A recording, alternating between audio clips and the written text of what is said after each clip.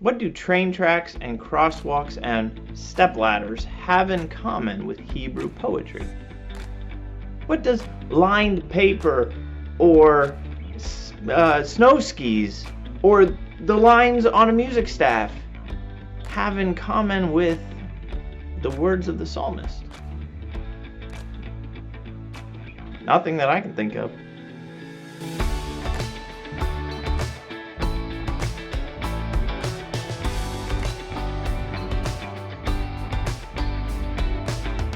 Hey, welcome to another Afterwords. Now, last week we talked about a literary structure often used in Scripture called chiastic structure or chiasms.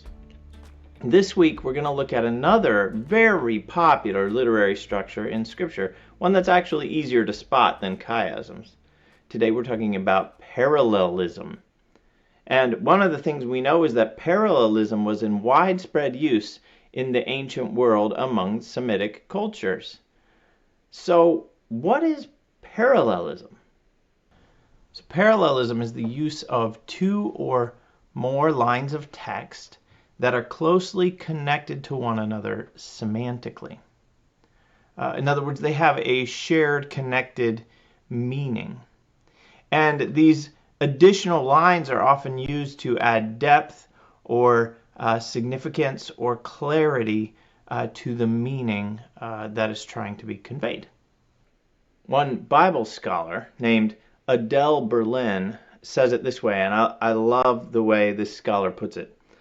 Parallelism focuses the message on itself, but its vision is binocular. Right? Like human vision, it superimposes two slightly different views of the same object, and from their convergence, it produces a sense of depth.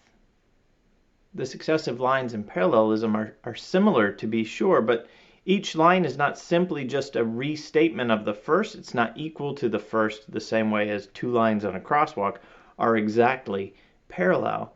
The second line always serves to intensify or clarify or add depth to or meaning to the original line.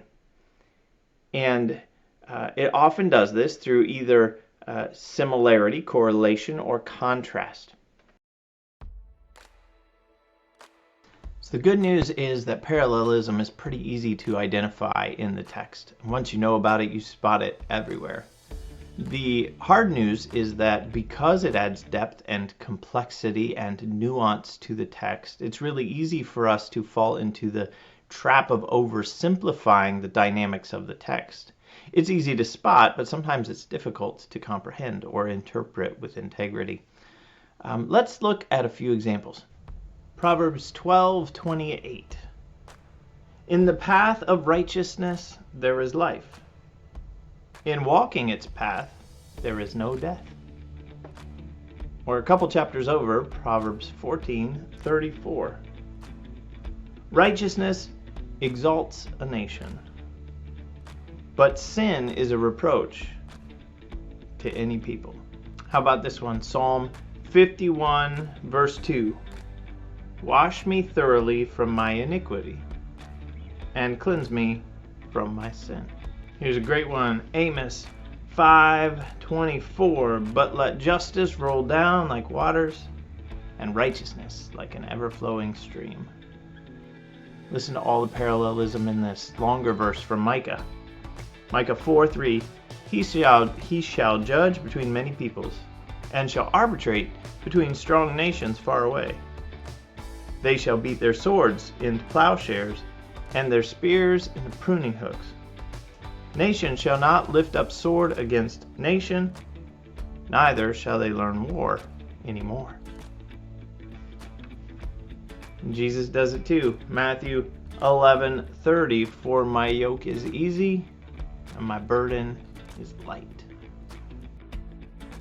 This week in service, we looked at Psalm 19.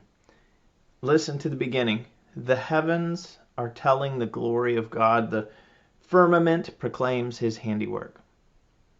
Day to day pours forth speech, and night to night declares knowledge.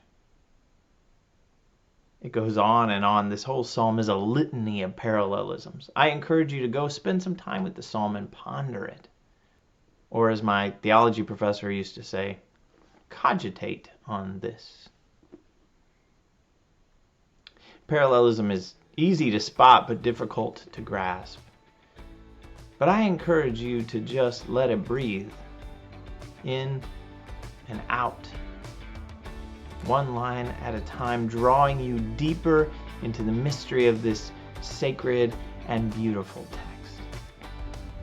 After all, a lot of this is poetry, and what poetry does is help capture our imagination and draw us into deeper places that we might discover something we didn't know we even needed to find. I hope you have a wonderful week, and I look forward to seeing you again here on Afterwords. Bye!